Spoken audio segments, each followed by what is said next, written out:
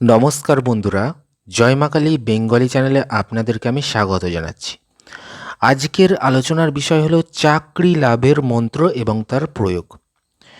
তো ভিডিও শুরু করার আগে আমি বলবো যে আজকের বিষয় সম্পূর্ণ আধ্যাত্মিক বিষয়ের উপর ভিত্তি করে এবং লোকবিশ্বাস অনুযায়ী এবং প্রাচীন তন্ত্রশাস্ত্র থেকে সংগৃহীত।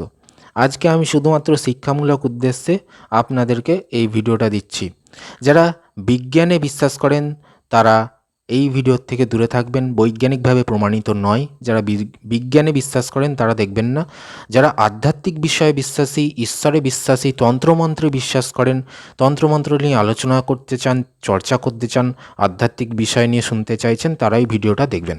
তো চলুন শুরু করছি চাকরি লাভের মন্ত্র এবং তার প্রয়োগ।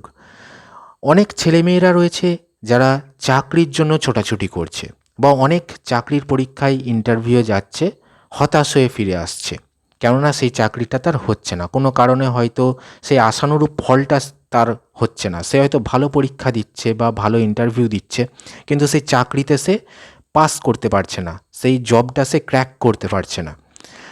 বহু বয়স বেড়ে যাচ্ছে, বহু চাকরির পরীক্ষায় বসছেন, তো ঘুরে ঘুরে আপনি হতাশ হয়ে যাচ্ছেন। তো হতাশ হবেন না, আজকের ভিডিওটা দেখুন। আজ আমি আধ্যাত্মিক বিষয় নিয়ে আলোচনা করছি চাকরি লাভের মন্ত্র এবং তার প্রয়োগ সম্পর্কে। অনেক মানুষ সরকারি চাকরি পছন্দ করে, অনেক মানুষ বেসরকারি চাকরি পছন্দ করে। তো আপনি যেই যেই লাইনে রয়েছেন, যেই যেই চাকরির লাইনে রয়েছেন, আপনার যেটা ইচ্ছা সেই চাকরি কিন্তু আপনার হবে যদি আপনি এই নিয়মটা পালন করেন, যেরকম তন্ত্রশাস্ত্রে উল্লেখিত রয়েছে আমি আপনাদের ভিডিওতে দেখাবো। তো চলুন শুরু করছি। যে কোনো ধর্মের মানুষ হলেই আপনি ভিডিওটা দেখতে পারেন, পুরুষ মহিলা ছেলে মেয়ে যে কেউ দেখতে পারে। যারা চাকরির বিষয় রয়েছে তারা দেখবেন। তো দেখুন আপনাদের স্ক্রিনে মন্ত্রটি যাচ্ছে। মন্ত্রটি হচ্ছে: কালী কঙ্কালী মহাকালী, মুখ সুন্দর জিয়ে কালী, চার বীর ভৈরু, 84 बता तो, পুঁজু পান মিঠাই, আব বলো কালী কি দুহাই। আপনারা মন্ত্রটা দেখলেন, এটা একটা মহাকালী মন্ত্র এবং খুব পাওয়ারফুল একটা মন্ত্র। মন্ত্রটি মুখস্থ করে নেবেন স্নান করে, শুদ্ধ বস্ত্র পরে, শুদ্ধাসনে বসে।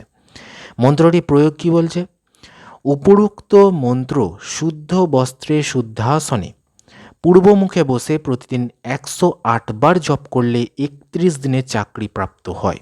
তাহলে কি বুঝলেন? এই মন্ত্রটা আপনি স্নান করে শুদ্ধ বস্ত্র পরে শুদ্ধাসনে মানে আসন পেতে বসবেন একটা পবিত্র স্থানে, পূর্বমুখে মানে পূর্ব দিকে মুখ করে বসবেন। বসে মন্ত্রটি এক মনে ভক্তি সহকারে 108 বার জপ করবেন। এইভাবে যেদিন থেকে শুরু করছেন টানা 31 দিন কন্টিনিউ করুন।